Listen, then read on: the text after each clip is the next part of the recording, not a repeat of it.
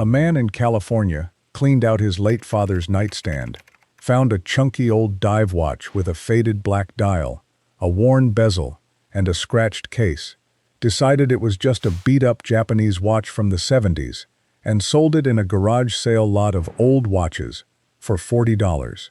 The buyer didn't blink.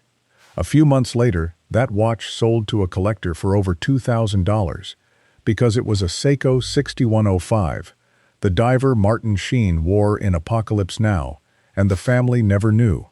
That's not a coincidence. The watch didn't become valuable the day it left the house. It was always valuable. The value was lost the moment it passed from someone who didn't know what they held to someone who did. And that gap is where almost all the money in the Japanese watch world lives. For decades, serious collectors dismissed Japanese watches as cheap and beneath the Swiss, and that snobbery is exactly why the value gap is so wide today. Japanese watches all look modest, plain dials, no famous logos screaming for attention, the kind of thing you assume your grandfather bought at a duty-free counter for pocket change. To you, they look like decoration. To a collector, they're a reference, a factory, a caliber, and details that decide whether you're holding a $60 curiosity or a $5,000 grail. The people who buy them count on you not knowing the difference. The real question isn't whether old Japanese watches are worth money. It's why the valuable ones stay so cheap in the owner's hands, and who benefits from the fact that you can't tell them apart by looking. So here are 10 Japanese watches, by name, that ordinary people own without knowing it. One warning first, and it matters more than anything else. Do not clean it.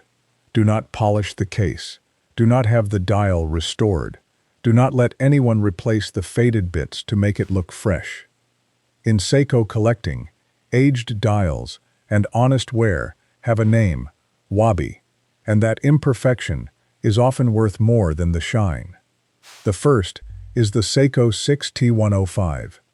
If your father or grandfather served in Vietnam, or just liked a tough watch, one of these might be in a drawer right now. A solid steel diver with an asymmetrical cushion case, a crown at 4 o'clock under a fat steel guard, and a matte black dial.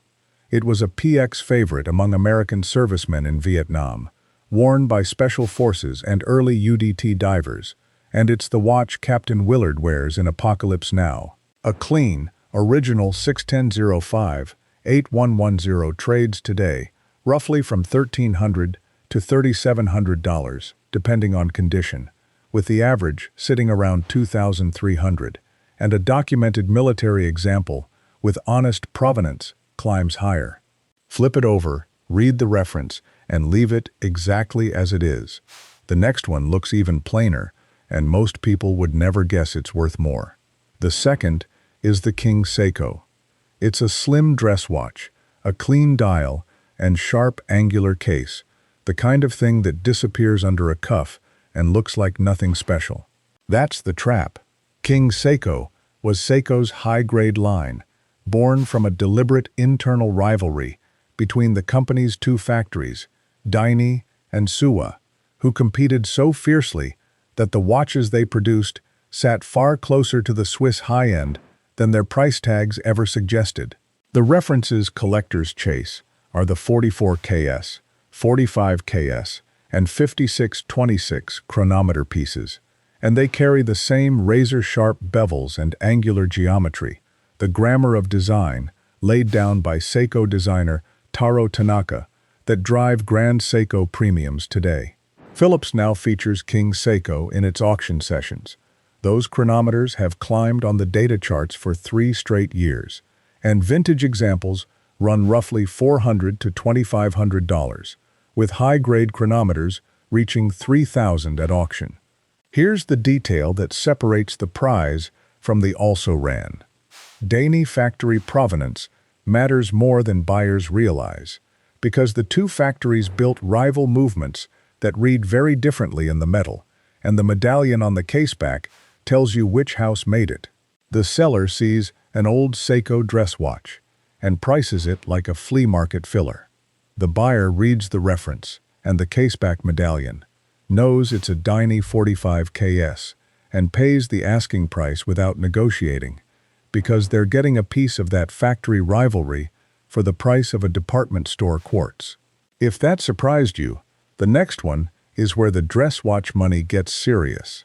The third is the vintage Grand Seiko, and this is the one that proves the whole thesis, because to an untrained eye, it looks almost identical to the King Seiko beside it, and to a collector, it's a different universe. These were produced from 1960 to about 1977 for the Japanese market only, so information barely existed outside Japan for decades, and the watches rarely left the country, and that obscurity is the value gap made flesh. The references to know are the 44 GS, foundation of Grand Seiko style, the 62 GS, the first automatic Grand Seiko with its hidden crown, and the 61 GS High Beat 36,000, Japan's first automatic high beat movement. A clean-serviced 44 GS runs around $5,000, and the 61 GS High Beat has appreciated roughly 40% over 5 years. And the tells are pure insider knowledge. The gold medallion on the caseback, a lion in the 60s, changing over the eras, tells you the line and the era. The dial finishing, the Zaratsu polishing, a mirror-bright, distortion-free polish on the case flanks, is the signature collector's read instantly.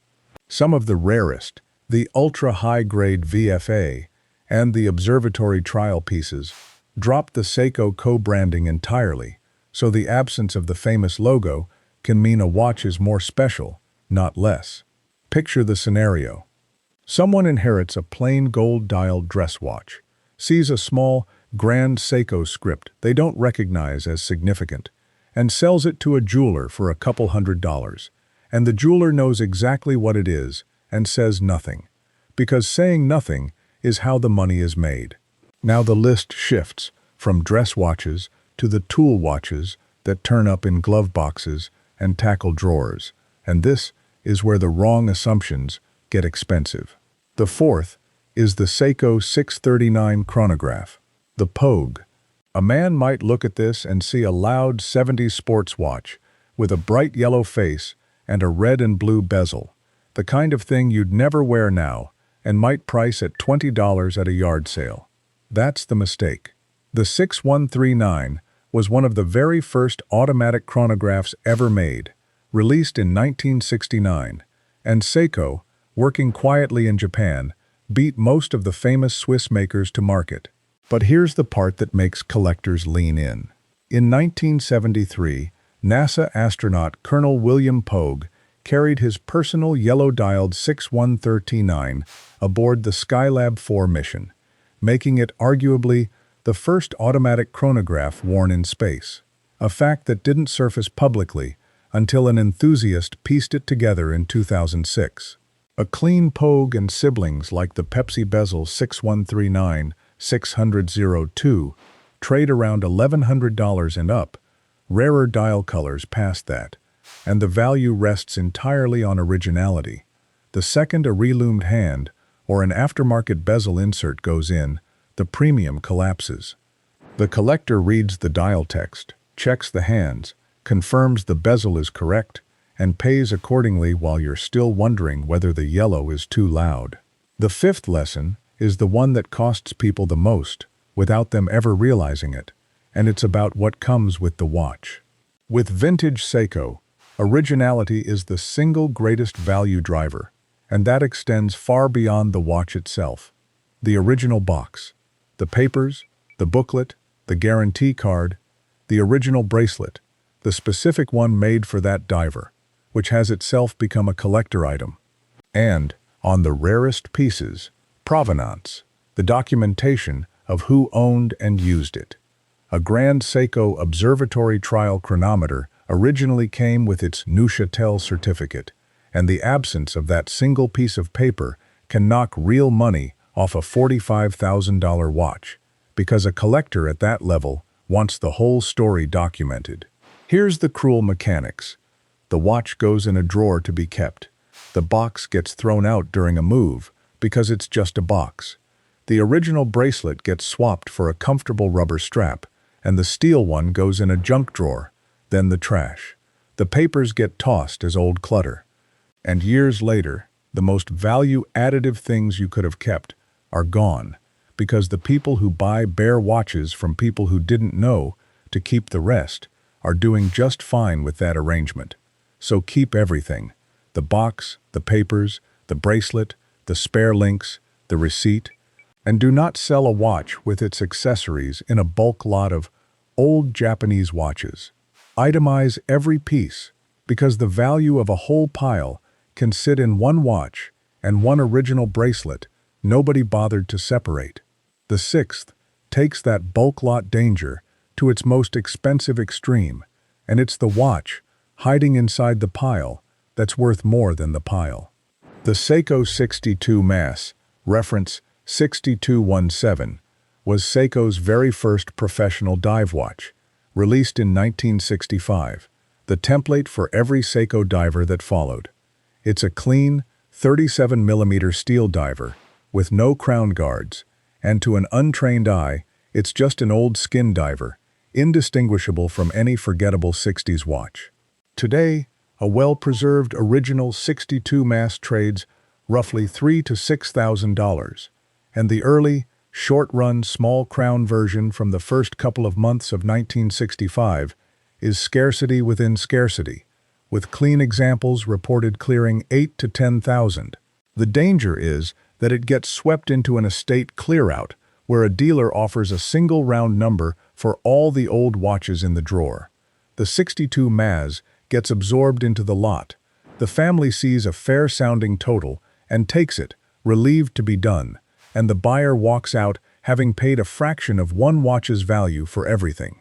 This is where the most people lose the most money, not because the watch was disguised as junk, but because it was disguised inside a fast transaction designed to prevent itemization. Grief and exhaustion are the picker's best friends. So the rule, plainly: never sell watches in a bulk lot. Never accept one price for all of them. Photograph every watch, front and back, read every reference, and research each one separately, because the entire value of a collection can sit in one piece you didn't recognize. The seventh is the watch where the value comes not from rarity alone, but from what it did and who carried it.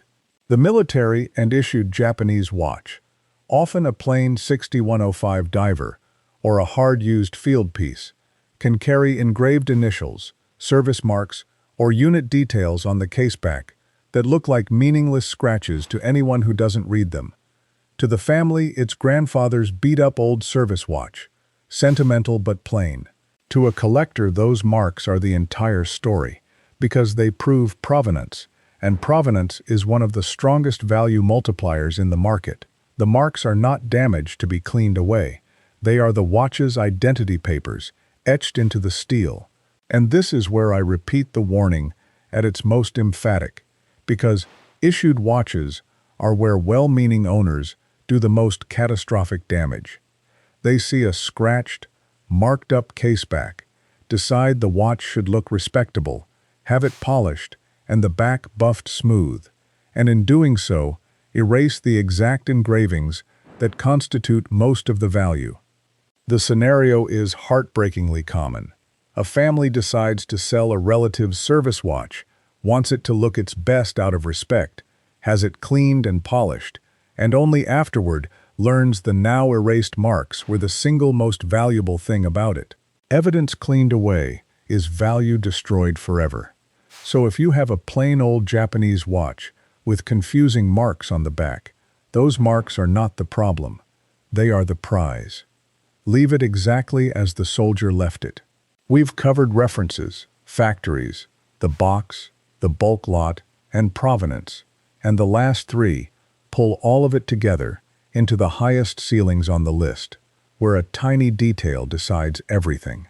The eighth is the dial and the loom, the place where two near-identical watches sell for wildly different sums based on something you'd dismiss as wear or damage.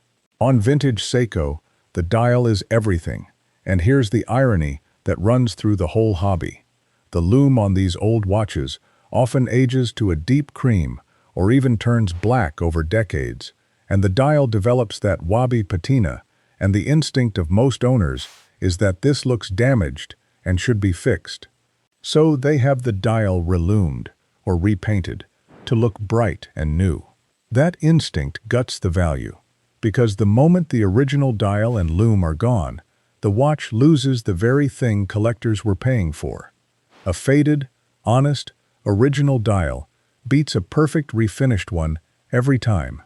So, when you research, do not look at the active listings, the watches currently for sale with hopeful asking prices, because anyone can ask any number, and those are aspirational fiction. Look at the sold listings, what watches actually changed hands for, and match the exact reference, dial, and era. Active listings tell you what sellers wish. Sold listings tell you the truth.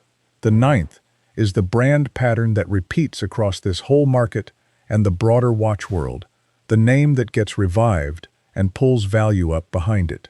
Grand Seiko split from Seiko as its own standalone brand in 2017. King Seiko was reissued in 2021.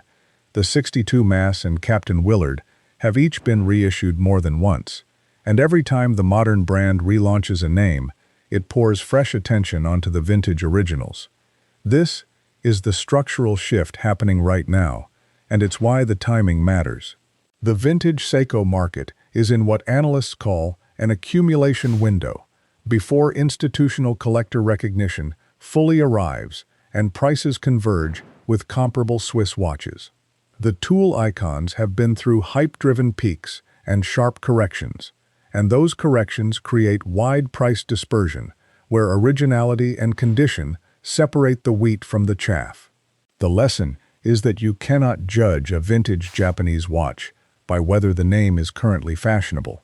You judge it by the reference, the factory, the era, and whether everything is original and agrees, because the people who know are accumulating quietly while everyone else waits for permission from a magazine.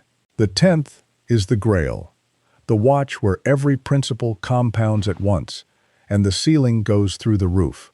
And it's the most extreme version of the central truth, that the value was lost the moment it passed from someone who knew to someone who didn't. At the top of the Japanese pyramid sit the rarest references most people have never heard of. The Seiko 6159 Tuna, Seiko's first professional deep diver, titanium-cased and rated to extraordinary depths, a watch that pioneered technology the Swiss didn't have. The 6215, an early big crown diver, so rarely seen that clean examples have cleared $10,000 at auction. The first Grand Seiko ever made, the 3180 from 1960, the watch that announced Japan was ready to challenge Switzerland, inscribed chronometer on the dial before it had even been to the trials, and a worthy grail for anyone who finds one at $3,000 and up. And at the absolute summit, the Grand Seiko observatory pieces, like the 45 GS Neuchâtel, built when Seiko was genuinely producing the most precise watches in the world, which surface for sale less than once a year and trade around $45,000. These turn up in ordinary drawers because their significance is invisible to the untrained eye. A normal person sees a plain old watch and has no idea it's a piece of horological history. Every lesson converges here. Originality of the dial and movement, the box and the certificate, the exact reference and factory, the warning never to clean or relume, and the venue, because where you sell matters as much as what you sell.